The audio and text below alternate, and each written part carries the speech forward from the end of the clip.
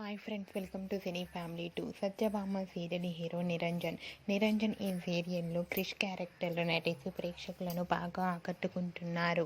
అయితే నిరంజన్ ఇంతకుముందు ఎన్నెన్నో జన్మల బంధం సీరియల్లో నటించి ఎంతో మంచి సక్సెస్ను అందుకున్నారు. నిరంజన్ ఈ సీరియల్లోనే కాకుండా కన్నడ సీరియల్లో కూడా నటిస్తూ బిజీగా ఉంటున్నారు.